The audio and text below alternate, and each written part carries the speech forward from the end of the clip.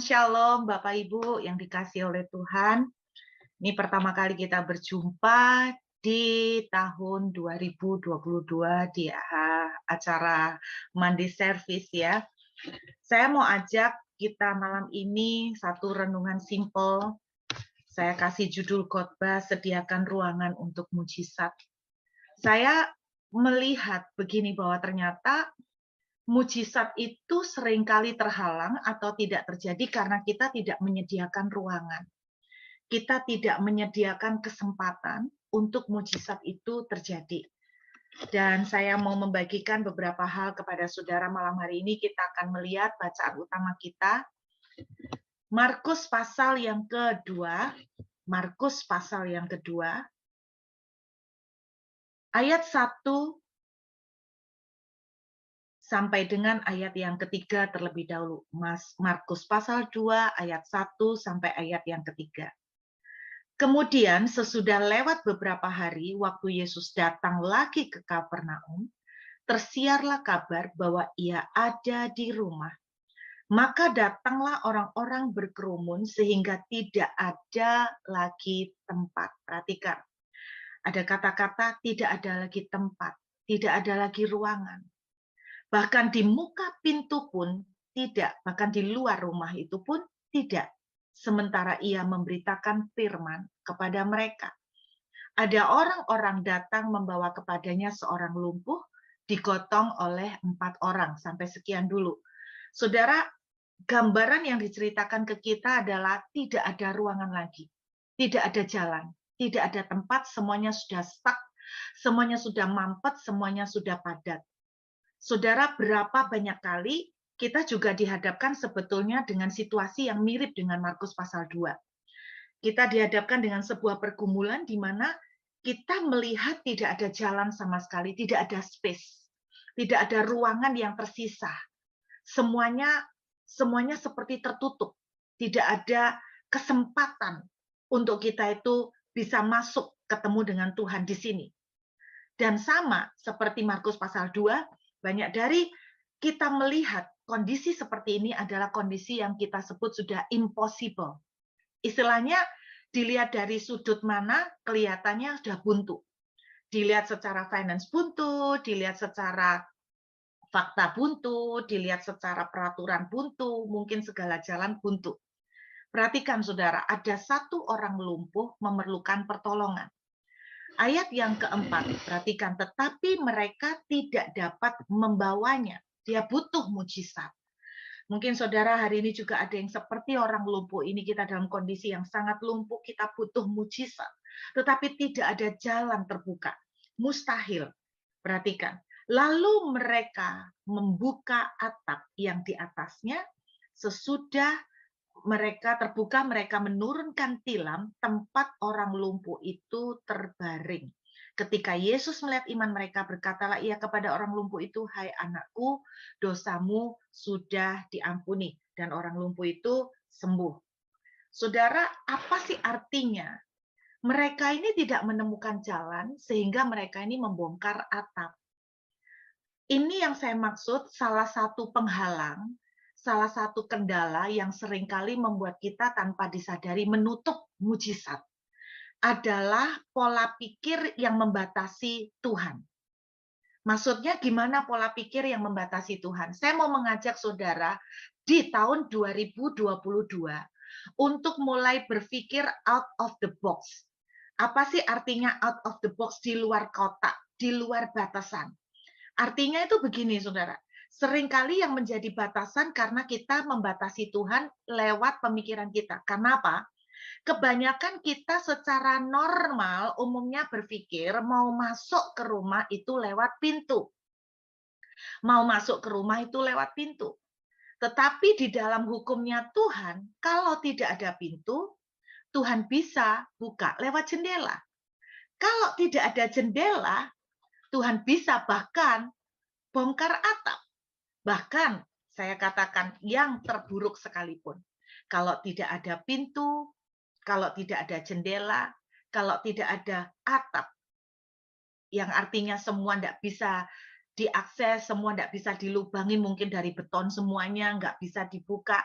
Saya percaya begini, Tuhan bila perlu akan porak-porandakan rumah itu, bongkar rumah itu. Ini cara pemikiran yang kelihatannya sederhana, Bapak Ibu. Saya kasih contoh, sekarang Bapak Ibu lagi bergumul apa? Misalnya soal pekerjaan. Tanpa kita sadar, kita tuh kan ngelihat sepertinya impossible, sepertinya mustahil. Tetapi saya mau mengajak, kita tuh mulai mikirkan kembali bahwa Tuhan itu kalau enggak ada pintu, Tuhan bisa buka jendela. Kalau enggak ada jendela, Tuhan bisa bongkar atap. Kalau enggak ada atap, Tuhan bisa bongkar itu rumah. Tuhan bisa hancurkan itu rumah, disapu rata. Artinya Tuhan punya ratusan ribu cara, jutaan cara yang tidak bisa dibatasi oleh apapun. Saudara dengar baik-baik. Saya melihat Tuhan kita itu tertib. Tuhan itu tertib. Tuhan itu biasanya, saya bilang biasanya, Tuhan itu karena tertib, dia bekerja mengikuti hukum alam. Contoh, Anda tahu nggak, ingat nggak kasus ketika Petrus dan murid-murid Yesus yang lain ditagih pajak. Lalu kemudian Tuhan bilang begini, Petrus, jalalah ikan, ya kan? Ikan pertama yang kamu dapat, itu buka mulutnya. Di dalamnya akan tersedia koin. Nah, saudara, beberapa orang menafsirkan, kan itu tidak masuk akal. Ikan itu di mulutnya ada koin. Ternyata tidak, Bapak Ibu. Ikan yang dipancing sama Petrus adalah jenis ikan yang memang sangat suka sekali menyimpan benda-benda kecil yang berkilauan. Tujuannya apa? Ikan itu kalau saudara ngerti cara ikan itu bertelur, beberapa ikan kalau sudah bertelur, sudah punya anak, itu anaknya itu sama ikan itu induknya disimpan, dilindungi di dalam mulut. Dan untuk melindungi, dipagari mulutnya, dia biasanya memagari pakai benda-benda yang berkilau. Seringkali dia senang pakai benda-benda metal. Nah, koin itu termasuk di dalamnya. Jadi ketika Tuhan mendatangkan mujizat uang di mulut ikan, sebetulnya apa yang dilakukan oleh Tuhan tidak melawan hukum alam. Artinya Tuhan memang mengikuti hukum alam yang terjadi, tetapi jenis ikan itu diarahkan sama Tuhan ke pancingnya Petrus. Kira-kira seperti itu. Itu Tuhan biasanya tertib mengerjakan sesuatu tidak bertentangan dengan hukum alam. Tetapi dalam banyak kasus juga, saya katakan, Tuhan itu bekerja beyond, saya tidak bilang melawan, tetapi beyond, jauh melampaui hukum alam. Saya suka banget dengan cerita tentang burung puyuh. Karena semakin saya membaca cerita tentang burung puyuh, saya tuh semakin terkagum-kagum. Coba Bapak Ibu lihat, Bilangan pasal 11 ya. Saya mau ngajak begini, saudara. Sebab apa? Seberapa ruangan yang saudara sediakan untuk Tuhan, demikianlah mujizat itu akan terjadi. Bilangan pasal yang ke-11, kita lihat ya. Kita bilangan pasal yang ke-11, saudara. Bilangan pasal yang ke-11, kita lihat ayat 31. Bilangan 11 ayat 31. Oke. Ceritanya burung puyuh. Ayat 31 sampai 32. Lalu bertiuplah angin yang dari Tuhan asalnya. Betul. Jadi angin ini memang sengaja dibikin oleh Tuhan karena pada saat itu tidak ada angin. Jadi di sini Anda lihat Tuhan mulai menaklukkan hukum alam. Nah, hukum alam yang lebih jauh ditaklukkan Tuhan kita lihat.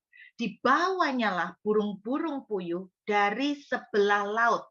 Jadi dari seberang laut, Tuhan itu membawa burung-burung puyuh dan dihamburkan ke atas tempat perkemahan dan di sekelilingnya.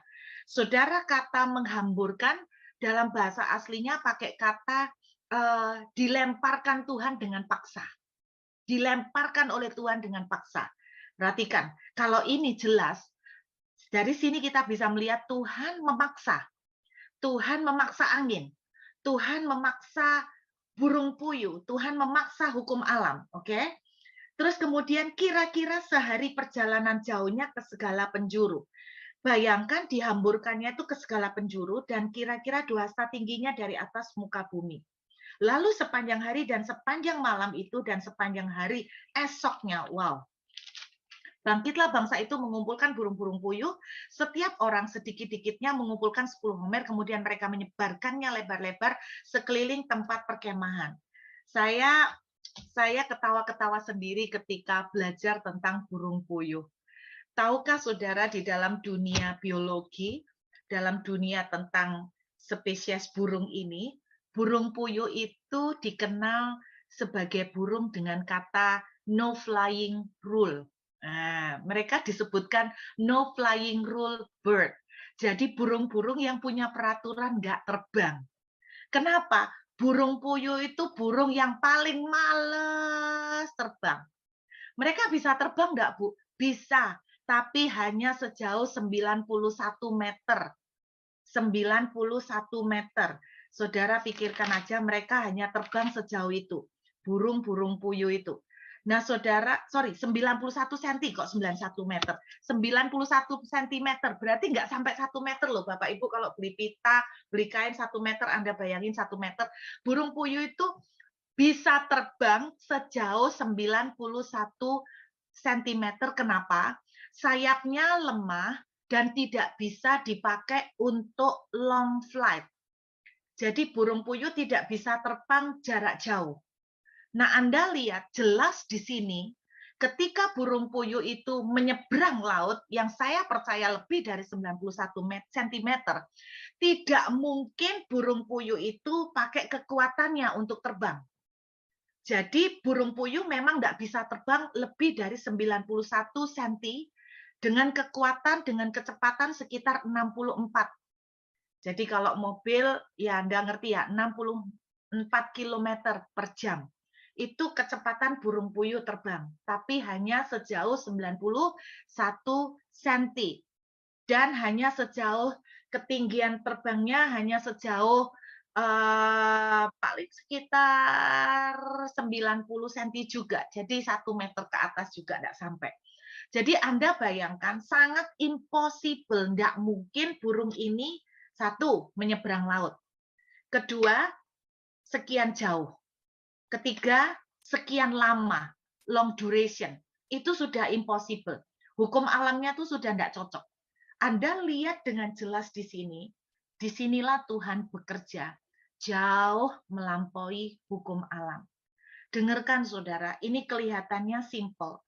Tetapi ketika saudara dan saya seringkali kita itu terus terang, mata kita itu sangat lemah, kita lebih cenderung melihat yang di depan mata.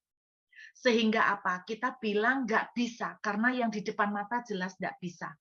Saya mau tantang saudara memasuki tahun ini, miliki cara pikir yang berkata begini, kalau enggak ada pintu, Tuhan bisa buka jendela. Kalau enggak ada jendela, Tuhan bisa bongkar atap. Kalau enggak ada atap, Tuhan bisa ambrukkan rumahnya untuk memberikan pertolongan. Jadi, arti membongkar atap ketika orang lumpuh ini dibawa oleh teman-temannya. Ini iman yang luar biasa.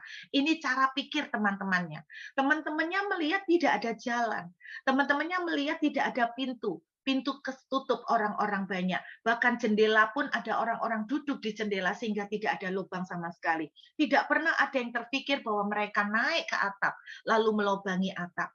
Saudara, apapun yang sedang saudara hadapi, salah satu cara kita menyiapkan ruangan untuk mujizat adalah dengan mulailah berpikir. Jangan lihat fakta di depan mata, bahwa di depan mata tidak bisa. Karena Tuhan bisa bekerja jauh melampaui sistem. Tuhan bisa bekerja jauh melampaui sistem. Amin, saudara. Mulai bekali dengan pemikiran seperti ini, sehingga apa? Kita menyediakan banyak ruangan untuk mujizat di dalam tahun 2022. Berapa banyak saudara orang lebih cenderung melihat apa yang di depan mata. Misalnya nih saudara, kalau Anda lihat cerita burung puyuh ini tidak mau terbang, males terbang sama Tuhan di-push dengan kekuatan yang sangat dahsyat oleh angin yang sangat besar. Saudara bayangkan kalau ada angin bisa menerbangkan burung puyuh menyeberang laut, berarti anginnya gede banget.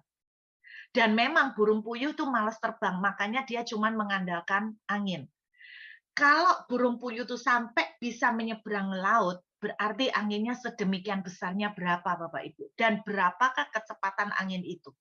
Anda lihat bagaimana Tuhan dengan tangannya secara paksa ikut campur di dalam membengkokkan hukum alam untuk mengirimkan makanan buat anak-anaknya di padang gurun. Saya bilang sama saudara, tahun 2022 adalah tahun open hand of God. Saya pernah ngomong 20, itu ada seorang hamba Tuhan pernah ngomong 20 itu artinya open hand kalau dalam bahasa Ibrani. 22 adalah chaos. Arti 2022 adalah pemeliharaan Tuhan di tengah kondisi yang sulit. Pemeliharaan Tuhan di tengah kondisi yang tidak menentu. Bagaimana cara open hand? Open hand itu artinya kemurahan Tuhan. Namanya open hand itu tangannya benar-benar dibuka lebar, tidak ditahan separuh gini, tidak diginiin, tidak ditutup keras-keras.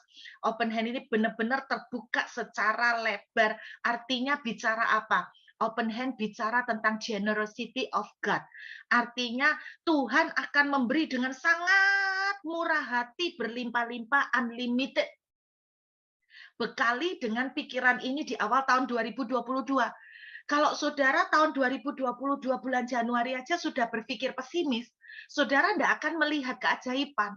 Seberapa besar ruangan yang saudara sediakan untuk mujizat, sebesar itu pula mujizat yang akan saudara terima. Seberapa besar lubang yang saudara bongkar di atas, sebesar itu pula yang Tuhan akan bisa kerjakan. Ketika lubang itu terbuka begitu, saya membayangkan, Anda pikir masukkan orang lumpuh di atap itu, lubangnya menurut Anda cuma 1 meter. Tidak mungkin, saudara. Orang itu ada di apa ya, mungkin ditalam gitu ya, ditilam gitu ya. Terus itu berapa tingginya aja udah berapa orang Israel, katakan orang Israel ketinggiannya berapa. Orang itu kan nggak mungkin diturunkan dalam arti didirikan begini toh saudara, nggak mungkin sudah, pasti dalam kondisi horizontal. Nah kalau dalam kondisi horizontal, berapa lebar atap yang harus dibongkar itu loh rumahnya Petrus. Kalau saya jadi Petrus saya bisa ngamuk-ngamuk. Mereka harus membiayai ganti ruginya loh saudara. Itu membongkar atap itu 1 meter lebih loh. Saya merasakan mereka masih harus masukkan itu, ya kan? Mereka butuh space berapa? Nah, sebesar itu pula mereka membongkar membongkar atap. Sebesar itu pula mujizat yang mereka terima, yaitu orang lumpuh itu. Karena orang lumpuh lebih dari 1 meter kali 1 meter, saudara. Itu yang terjadi. Saya mau saudara membekali tahun 2022. Walaupun keadaan di depan mata, katakan begini, saudara. Saya mau bilang begini. Sekarang saudara kerja apa deh? Saudara usaha apa sekarang? Karena banyak sekali jemaat yang masih DM sama saya mengenai kondisi ekonomi. Sekarang saudara kerja apa? Katakan saudara customer-nya sedikit. Katakan saudara customer-nya tambah dikit. Tambah menipis. Saya mau ngomong sama saudara. Biarpun customer menipis, Tuhan lo bisa maksa burung puyuh untuk menyeberang lautan. Tuhan lo bisa maksa membuat burung puyuh itu nyeberang lautan dengan cara apa? Tuhan menimbulkan angin yang sangat keras. Apakah Bapak Ibu enggak pernah mikir, Tuhan itu entah gimana bisa memaksakan customer-customer itu untuk datang hanya kepada saudara. Tuhan itu bisa memaksakan customer dilemparkan kepada saudara entah bagaimanapun caranya. Bekali dengan pemikiran seperti itu. Sehingga apa? Sehingga saudara itu tidak tergantung dengan keadaan. Sehingga saudara itu enggak down karena melihat fakta. Saudara itu enggak jadi pesimis karena melihat kenyataan di depan mata. Bekali dulu Tuhan. Kalau enggak ada pintu, Tuhan bisa buka jendela. Bahkan kalau enggak ada jendela, Tuhan bisa buka atap. Bahkan kalaupun enggak ada atap Tuhan, Engkau akan bongkar seluruh rumah. Apakah yang sulit bagi Tuhan? Tuhan bisa kirimkan taufan untuk membongkar rumah, sehingga apa? Kalau rumahnya udah dibongkar, apanya orang enggak ada tempat? Semuanya jadi luas tanpa batas, betul enggak? Tuhan bisa lakukan itu dan Tuhan mau lakukan itu. Di akhir tahun 2021 ini yang saya tangkep banget. Kita hidup di bumi ini memang hidup di bawah, istilahnya kita hidup di bawah sistem dunia. Tetapi saudara dan saya tidak diikat dan tidak dibatasi oleh sistem dunia. Karena saudara dan saya punya sistem surga. Amin. Simple banget saudara. Hal pertama gimana cara kita menyediakan ruangan untuk mujizat adalah dengan membuat apa saudara? Pemikiran kita dibekali kalau tidak ada pintu, Tuhan buka jendela. Kalau tidak ada jendela, Tuhan akan buka atap. Kalau tidak ada atap, Tuhan akan buka apa, saudara? Bongkar rumahnya. Amin. Nah, hal yang kedua. Yuk kita lihat ya. Hal yang kedua, saudara. Kita lihat Injil Markus. Pasal yang ke-6. Markus pasal yang ke-6. Kita lihat Injil Markus pasal yang ke-6. Sebuah cerita yang tidak asing lagi. Saudara tahu bagaimana menyediakan ruangan untuk terjadi mujizat. Markus pasal 6. Kita lihat ya. Kisah Yesus berjalan di atas air. Kita lihat ayat 45 sampai ayat 52. Sesudah itu Yesus segera memerintahkan murid-muridnya naik ke perahu dan berangkat lebih dahulu ke seberang ke Betsaida. Sementara itu ia menyuruh orang banyak pulang. Setelah ia berpisah dari mereka, ia pergi ke bukit untuk berdoa. Ketika hari sudah malam, perahu itu sudah di tengah danau, sedang Yesus tinggal sendirian di darat. Ketika ia melihat betapa payahnya mereka mendayung karena angin saka, maka kira-kira jam 3 malam, ia datang kepada mereka berjalan di atas air dan ia hendak melewati mereka. Ketika mereka melihat dia berjalan di atas air, mereka mengira bahwa ia adalah hantu, lalu mereka berteriak-teriak. Sebab mereka semua melihat dia dan mereka pun sangat terkejut. Tetapi ia segera berkata kepada mereka, tenanglah aku ini, jangan takut. Lalu ia naik ke perahu mendapatkan mereka dan angin pun redalah. Mereka sangat tercengang dan bingung.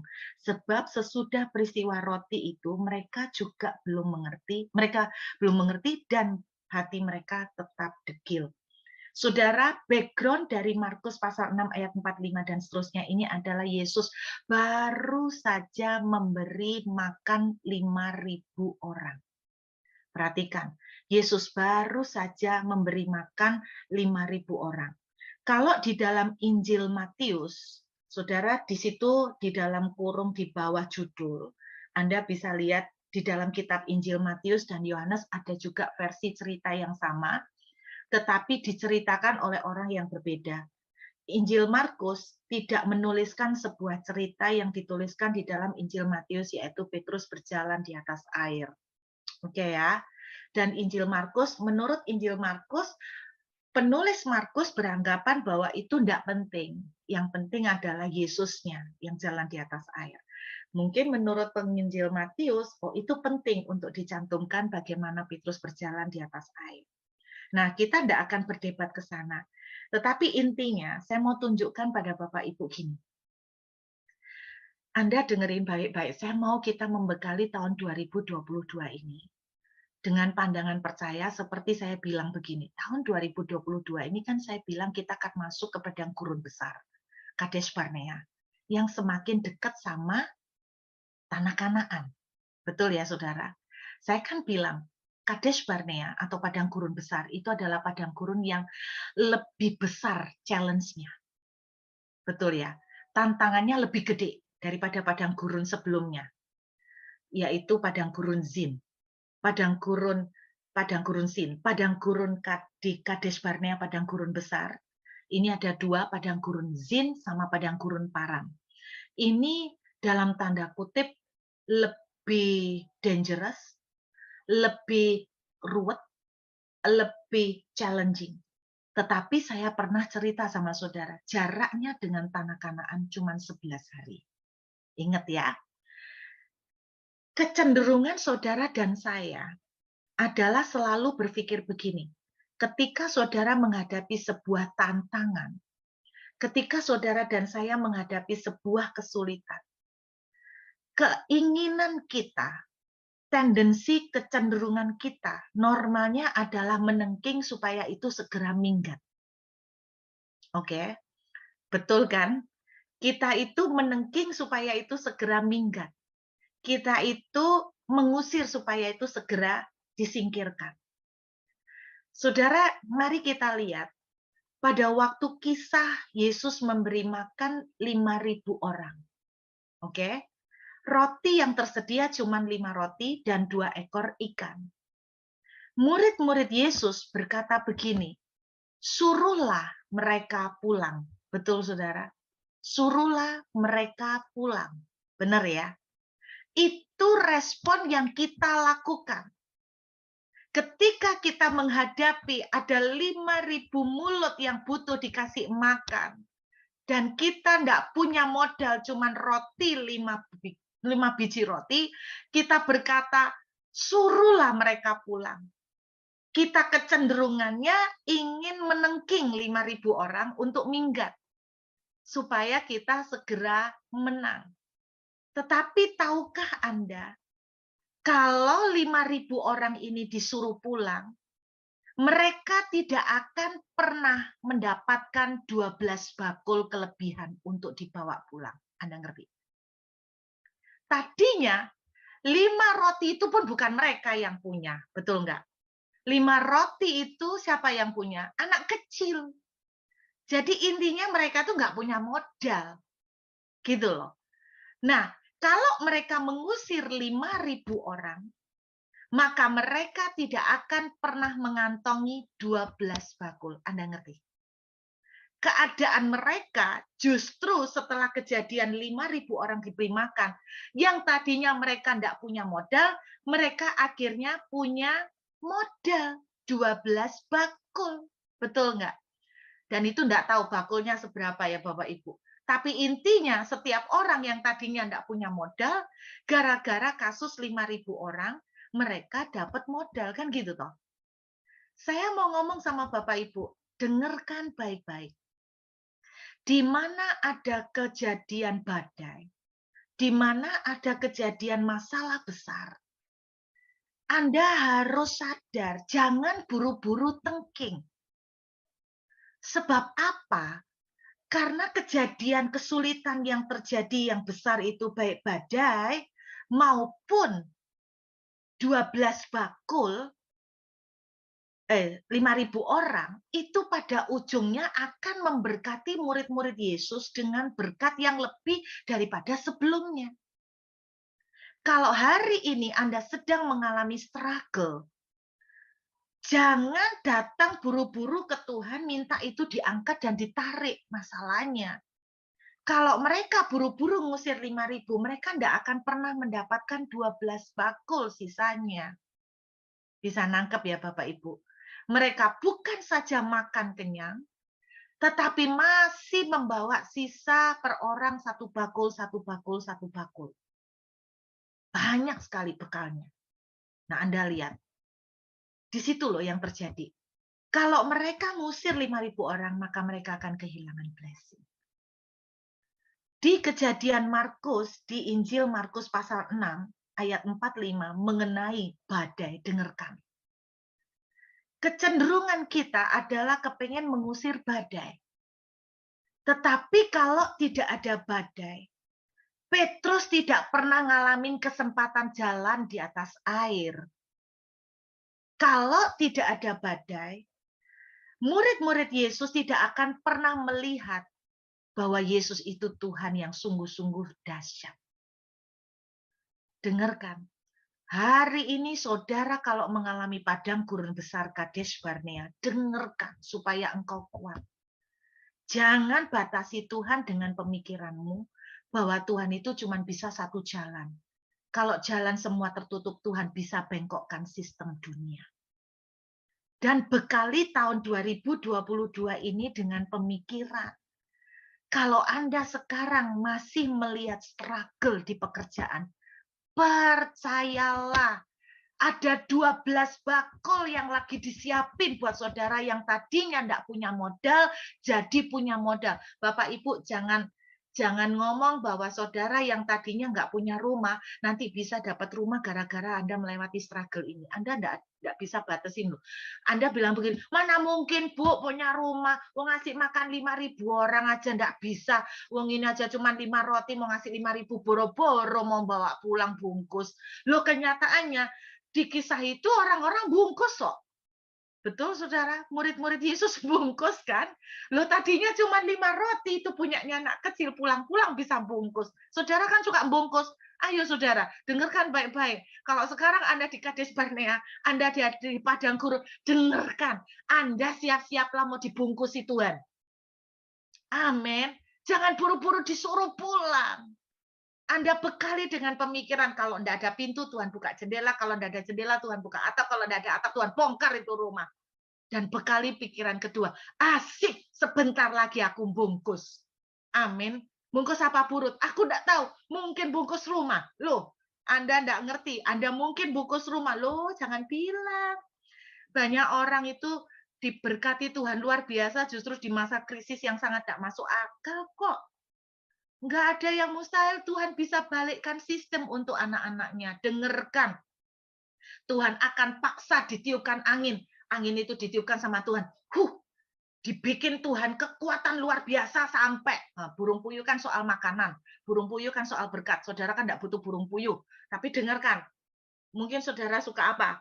Nah, saya jujur, selama ini, saya nih, kalau digoda Tuhan itu seringkali, saudara, waktu ke Israel itu ya, terakhir perjalanan ke Israel, beberapa teman kan mengalami debu emas. Tanya itu ada beberapa teman yang ikut itu kan ngalamin debu emas. Terus ada yang nemu apa gitu loh. Terus saya tuh bilang gini sama Tuhan, Tuhan aku ini pembimbingnya loh, pendetanya. Masa jemaatnya ngalamin ada yang dikasih debu emas, jemaatnya ngalamin mujizat, nemu emas. Masa pendetanya boro-boro jangan-jangan ngomong soal debu. Sak titik lebih separuh nih debu tidak ada masih ketok. Kejatuhan daun nih ya. Masa pendetanya tidak diurapi? Jemaatnya dapat berkat, pendetanya enggak. Tuhan enggak jawab. Saya didiemin. Pulang dari Israel. Habis pulang dari Israel, seminggu kemudian saya tuh khotbah di sebuah gereja. Pulang dari gereja, ada jemaat yang tidak saya kenal. Setelah kebaktian menemuin saya, terus dibawain kresek. Dikasih kresek hitam, saudara. Terus saya bilang, apa ini tante? Bawa aja pulang, ini buat Bu Ruth. Saya kaget, kresek hitam gini, bayangan saya tahu tante ini penjual spiku. Wah, saya langsung mikir, wah ini kalau lihat modelnya, mungkin aku dikasih lapis legit. Saudara, jadi modelnya kotak memanjang gitu loh. Jadi kayak beberapa tumpuk gitu. Saya mungkin, oh ini mungkin sepiku atau separuh nih spiku gitu loh. Separuhnya spiku dikasih 2 atau berapa. Jadi saya pikir spiku gitu loh. Terus setelah itu saya bawa pulang, tak diemin sehari karena saya nggak terlalu pemakan spiku yang banyak gitu loh. Setelah itu saya pikir, oh iya ya kemarin dikasih spiku, itu kalau ditutup takutnya berjamur. Wah, belum tak buka, belum tak angin-angin. Akhirnya tak buka. Waktu dibuka, saya kaget. Karena dibungkus koran. Bungkus korannya tak buka lagi. Bungkus koran lagi bawahnya. Bungkus koran lagi. Tak buka lagi. Koran lagi. Ya ampun, ini tante koran berapa lapis? Saudara, tak hitung-hitung korannya ada sekitar 5 lapis. Setelah koran, tak buka lagi. Kertas sampul warna coklat itu loh, Bapak Ibu. Ya ampun Tuhan, saya tuh mikir gini, ini sepiku kok dibungkus ya akeh nih lapisannya gitu loh. Terakhir setelah bungkus coklatnya dibuka, saya kaget. Ternyata tumpuan duit 100.000. Bapak Ibu, bayangkan tumpukan duit 100.000. Anda mulai membayangkan ya, Anda seneng kan membayangkan kayak gini ya. Tumpukan duit 100.000 kayak 2 kotaan spiku gitu tingginya. Separuhnya spiku, bukan spiku yang 1 kotak utuh separuhnya. Itu dua tumpuan gitu. Saya sampai terbelalak, langsung membeku. Nggak bisa mikir. Saya tuh sampai gini, aduh, jangan-jangan ini tante keliru. Mungkin hasil penjualan spiku keliru dikekno saya. Paling mau kasih spiku ketuker ini. Ini jangan-jangan kreseknya keliru, ini salah nih plastiknya. Saya cari nomornya si tante, saya cari, saya minta. Terus akhirnya ketemu, saya tanya, tante ini kok isinya uang tante? Ini apa hasil setoran atau hasil penjualan spikunya tante? Mungkin ketuker tante kasih. Oh enggak Bu Ruth itu memang buat Bu Ruth. Loh, tante ini banyak loh. Iya itu memang Tuhan suruh. Tuhan bicara waktu saya doa. Tuhan bilang kasihkan anakku Ruth. Wah, saya seneng Bapak Ibu ya enggak nolak saya. Kalau yang kayak gini enggak boleh ditengking ya Bapak Ibu. Harus diterima dengan ikhlas dan legowo, Saudara ya. diterima dengan sukacita. Waktu saya menerima itu dengan sukacita, terus, "Loh, Bapak Ibu pendeta juga manusia, Anda kok ketawa-ketawa ya? Saya lihat di layar Anda kok ketawa-ketawa. Pendeta juga manusia. Anda pikir pendeta enggak butuh duit? Pendeta butuh duit, Bapak Ibu. Kalau makan Anda enggak bisa bayar pakai Alkitab, atau didoakan, atau dinubuati. 1, 2 kali manjur, 3 kali digampar, Saudara. Dan orang akan bilang, "Dikeati ngrogoh rempelo," bahasanya orang Jawa. Oh, jarak ini. Sudah didoano, terus dikasihin makanan, ya aku bersyukur terima kasih didoano. Tapi lek terus-terusan tiap hari minta makan, terus didoano, orang lama-lama nek ngelihat kita. Nggak bisa, Saudara, tetap butuh duit, nggak mau dibayar pakai lembaran Alkitab ya. Lembaran Alkitab nggak mau. Terus kemudian Saudara, akhirnya saya tuh gemeter terus doa. Saya tuh bilang gini, "Tuhan, aku ini kan nggak dalam rangka berdoa minta duit. Juga belum ada kebutuhan yang sangat emergency untuk duit segini." Ya ndak nolak sih, "Xie xie, makasih." Aku lek ngomong gitu, aku kalau ngomong gitu jangan salah paham loh, Tuhan ndak menolak, ndak menolak. Cuman boleh tanya ndak, Ruh Tuhan, kok, eee, kok dikasih segini tuh dalam rangka apa? Apa Tuhan itu mau ngasih ini tuh lewat Ruth ke siapa gitu loh. Tuhan jawab gini, tahu nggak Tuhan jawabnya apa? "Nak, waktu ke Israel kan kamu tanya, teman-teman beberapa dapat debu emas. Kamu kok enggak dapat apa-apa, kejatuhan daun tok. Kan kamu tanya gitu. Iya Tuhan. Kenapa? Karena waktu itu belum tak jawab, karena jawabannya hari ini. Loh, apa hubungannya sama berkat uang ini? Kamu kan enggak suka emas. Kamu kan suka mentahan. Oh iya ya Tuhan, betul. Suka mentahan, Tuhan. Saudara, saya tuh suka mentahan. Saya saya dikasih orang tas merek apa ya, pokok merek branded gitu loh, Saudara. Saudara, suami saya tuh sampai geleng-geleng. Tas merek branded itu loh, saya taruh kayak tas kresek ke Saudara, kayak plastik. Nggak ada, kayak nggak ada harganya. Sampai suami saya tuh bilang gini, "Non, Non, kamu tuh dikasih orang tas mahal-mahal kok nggak mau hargai?" Saya bilang gini, "Sebetulnya orang tuh ngasih saya tas mahal itu bukan saya enggak menghargai kok. Tapi terus terang ya kok, saya kalau pakai tas mahal, orang tetap menganggap saya pakai tas palsu. Aku tahu kan. Jadi percuma pakai tas mahal." Gitu loh. Jadi kalau pakai tas mahal, tetap orang tuh enggak percaya itu asli. Saya kan dipikir tetap pakai tas palsu. Jadi daripada dipikir tas palsu, yang mending palsu sekalian aja. Lebih baik mentahan kok, aku bilang gitu. Kan benar toh Bapak Ibu ya.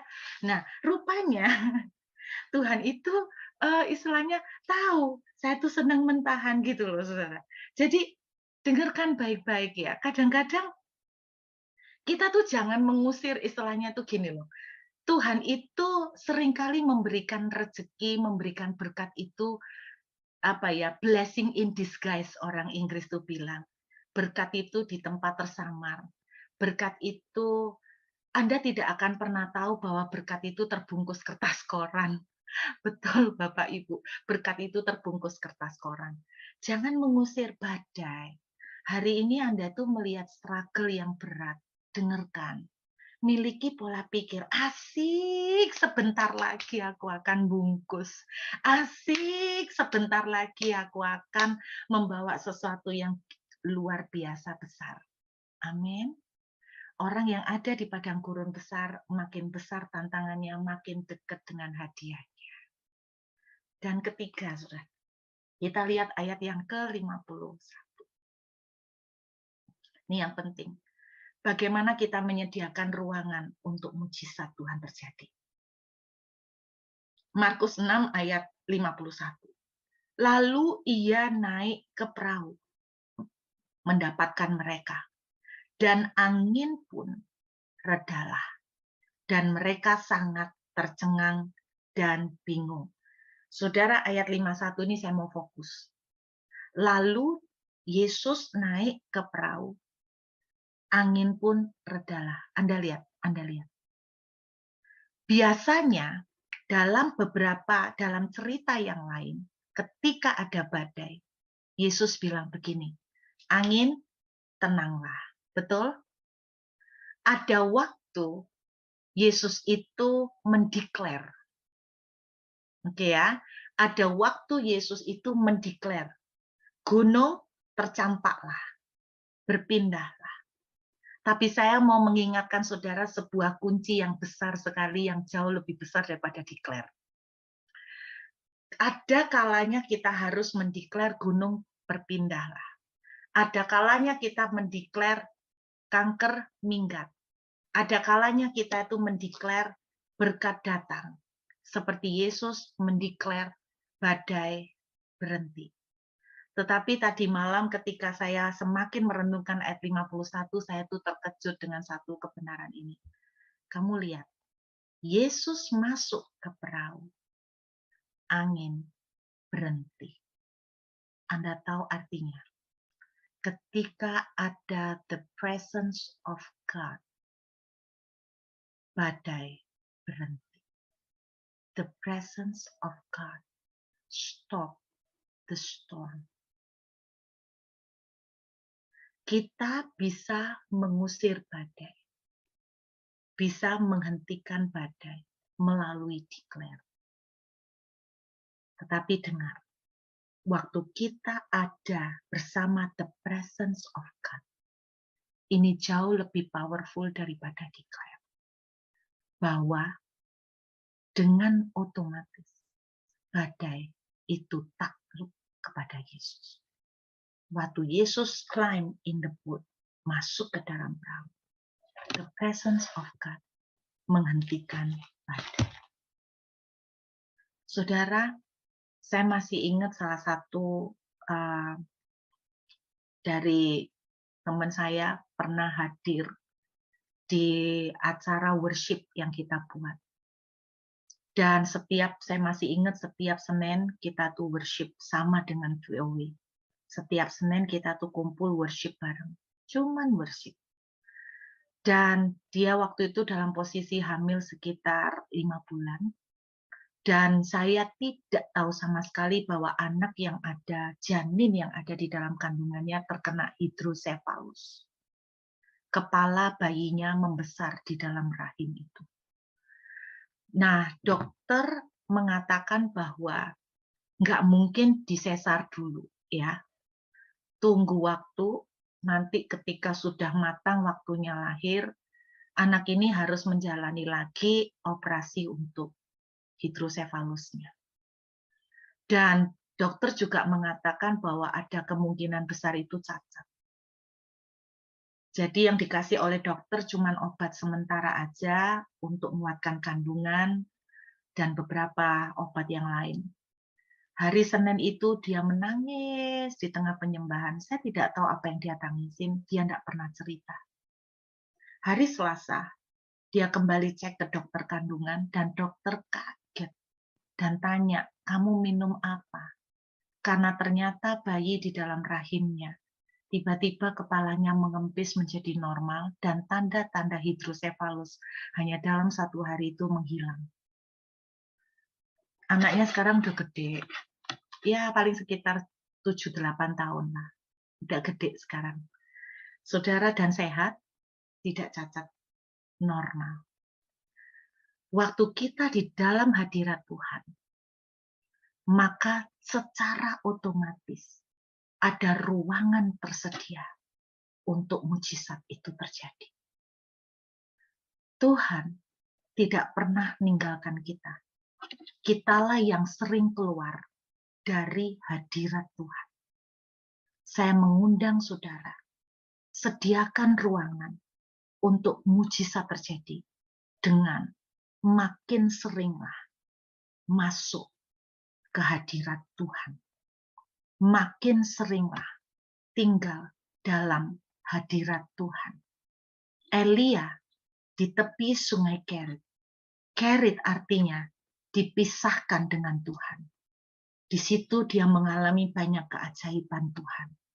Pada waktu kita sering-sering masuk dalam hadirat Tuhan, maka kita sering-sering menyediakan mujizat.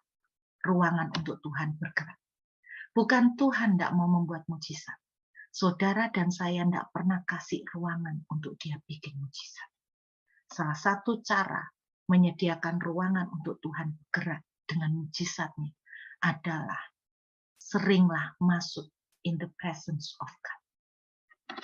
Saya bilang in the presence of God, bukan seringlah masuk persekutuan doa. Seringlah masuk in the presence of God. Amin. Karena ketika saudara masuk di persekutuan doa, belum tentu saudara masuk di dalam hadirat Tuhan. Saudara masuk di persekutuan doa, bahkan saudara bisa mengangkat tangan sambil menangis-menangis. Tapi pikiranmu menangis mikirin, aduh Tuhan, besok wis tanggal deadline kudu bayar utang. Suwetres sehingga saudara nangis-nangis ketakutan. You are not in the presence of God. Engkau tidak ada di dalam hadirat Tuhan. Saudara, waktu Yesus masuk ke perahu, otomatis hadirat Tuhan terjadi. Dan ketika hadirat Tuhan terjadi, otomatis badai berhenti. Amin. Masuklah dalam hadirat Tuhan. Saya sering mengalami, justru ketika sering masuk dalam hadirat Tuhan, keluar dari selesai nyembah, benar-benar dalam hadirat Tuhan, saya keluar, mujizat terjadi. Pemazmur Daud berkata begini, lebih baik 1 hari di pelataran daripada 1000 hari di rumah, di kemah orang fasik. Kata bahasa aslinya, bahasa Ibraninya, lebih baik. Salah satunya punya makna, lebih makmur. Jadi kalau diterjemahkan dengan bebas begini, 1 hari bersama dengan Tuhan lebih makmur daripada 3 tahun kumpul sama orang fasik. 1 hari bersama dengan Tuhan lebih sehat daripada kumpul sama medical officer. 1 hari bersama dengan Tuhan, Anda akan lebih diberkati daripada 3 tahun bersama dengan orang fasik. Bandingannya 1 hari sama 1000 hari, kan 3 tahun. Berarti di dalam hadirat Tuhan juga ada terjadi percepatan. Saudara sering-seringlah masuk hadirat Tuhan. Omong kosong saudara mau dapetin mujizat. Tapi dalam hadirat Tuhan aja saudara malas. Omong kosong. Sudah tidak mungkin.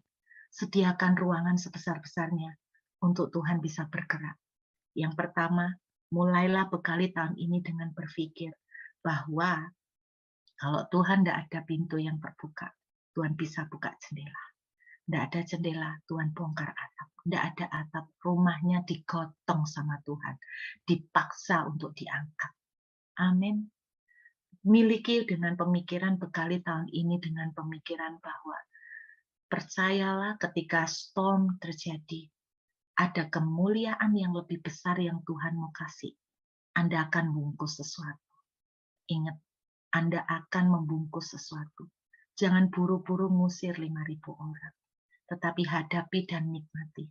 Karena Tuhan sedang menyiapkan sesuatu yang gede banget. Sesuatu yang gede banget. Melalui struggle dan pergumulan yang saudara hadapi. Dan yang ketiga, tinggallah di dalam hadirat Tuhan. Tuhan mengetuk pintu. Barang siapa membuka, dia akan masuk dan bersama-sama makan dengan kita. Tinggallah dalam hadirat Tuhan. Mari kita sediakan ruangan lebih lagi untuk Tuhan. Yuk kita berdoa, saudara. Terima kasih Tuhan. Terima kasih Bapa. Bapa, malam ini kami sungguh mengucap syukur. Kami sungguh mengucap syukur. Thank you. Thank you Jesus. Thank you. Thank you. Terima kasih Tuhan. Terima kasih.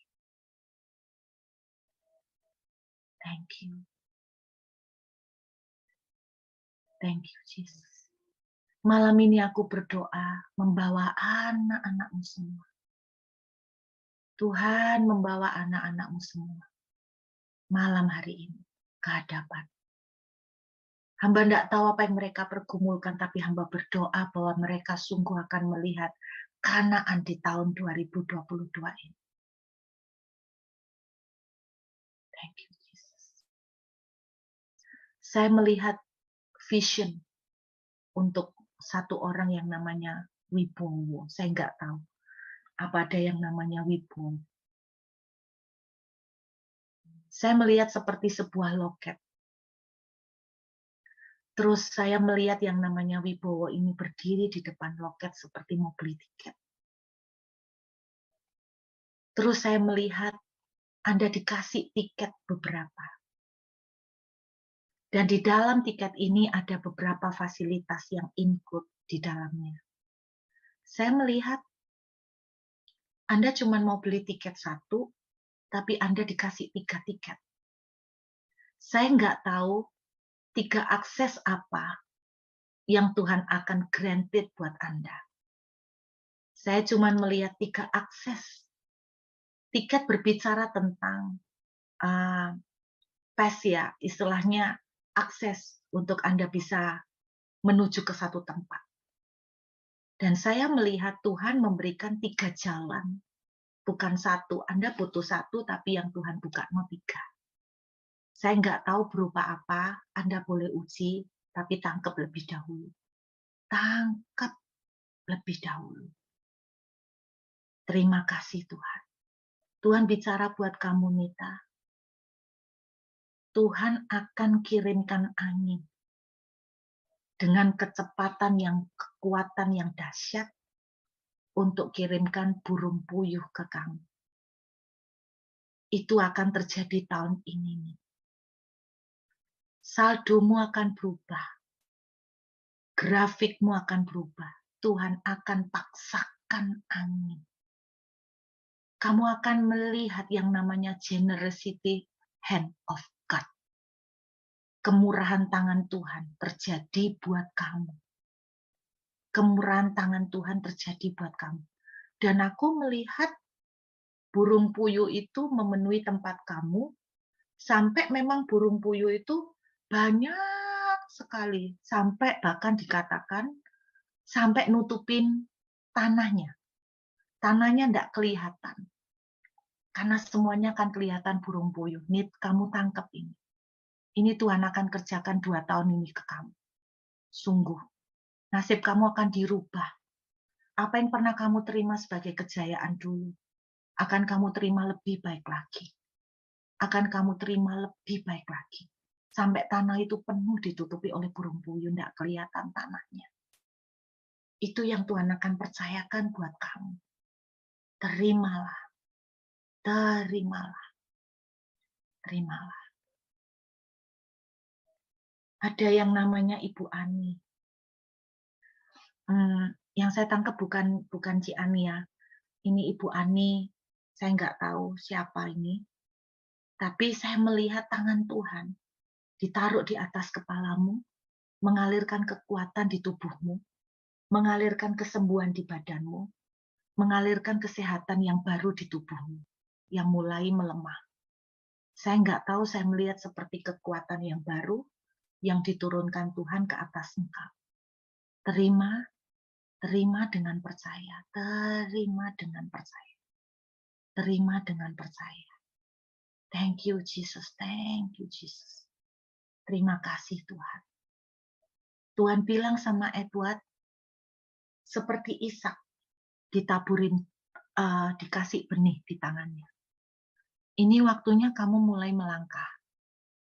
Benih itu udah ada di tangan kamu. Apa yang ada di tangan kamu? Melangkah. Melangkah, mulai kerjain. Apa yang bisa kamu kerjain? Mulai melangkahlah. Mulai melangkahlah. 1-2 bulan belum lihat hasil.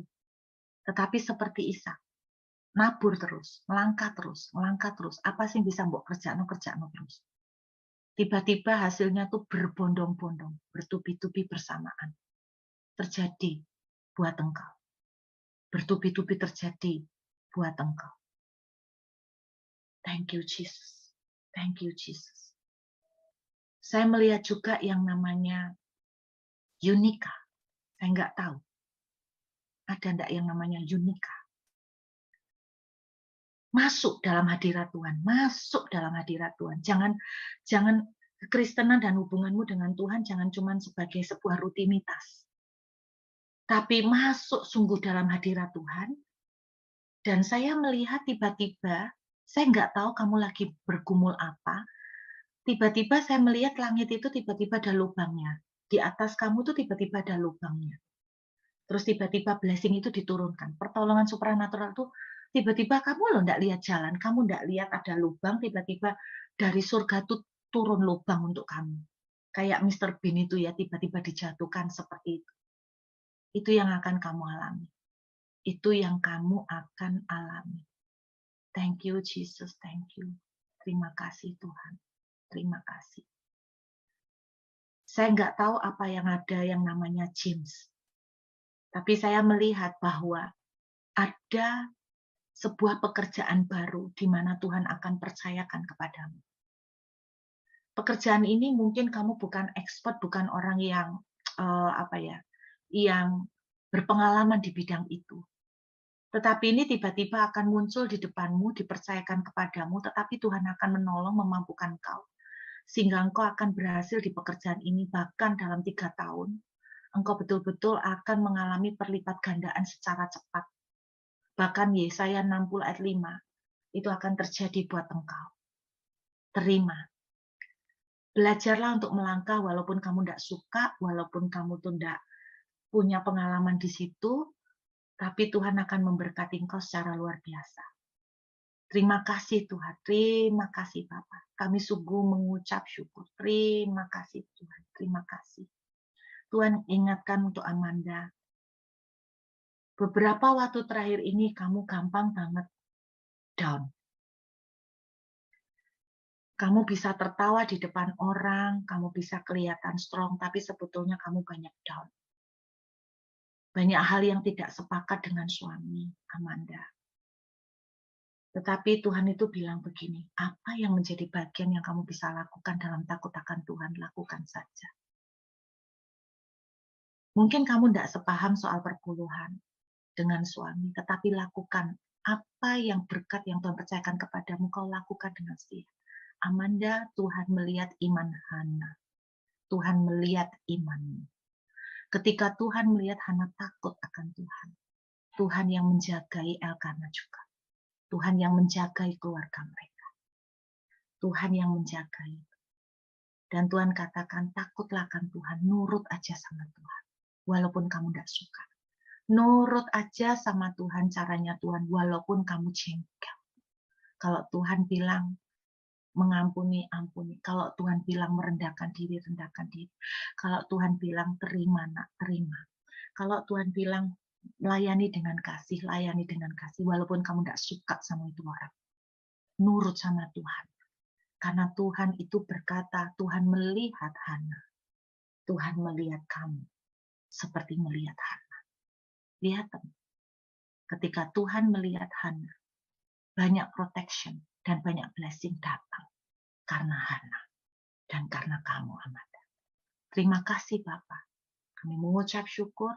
Hamba terbatas Tuhan, tapi hamba berdoa untuk setiap anak-anak-Mu yang hadir di Zoom malam ini. Biarlah berkat-Mu yang terbaik turun terjadi atas mereka. Terima kasih Tuhan. Mari kita angkat tangan sama-sama. Hamba memintakan berkat dari surga. Biarlah berkat dalam nama Bapa, Putra, dan Roh Kudus turun berlimpah atas kami semua. Terimalah berkat di dalam nama Tuhan Yesus. Engkau akan makin kuat, makin bertindak, makin mengenal Tuhan, dan makin melihat pengalaman-pengalaman yang ajaib dari kemuliaan yang satu kepada kemuliaan yang lain. Berjalanlah dari mujizat ke mujizat, berjalanlah dari kemurahan Tuhan, berjalanlah dalam generosity Tuhan. Open hand of God turun atas engkau sampai selama-lamanya di dalam nama Tuhan Yesus. Yang percaya sudah terima sama-sama katakan amin. Tuhan memberkati semuanya.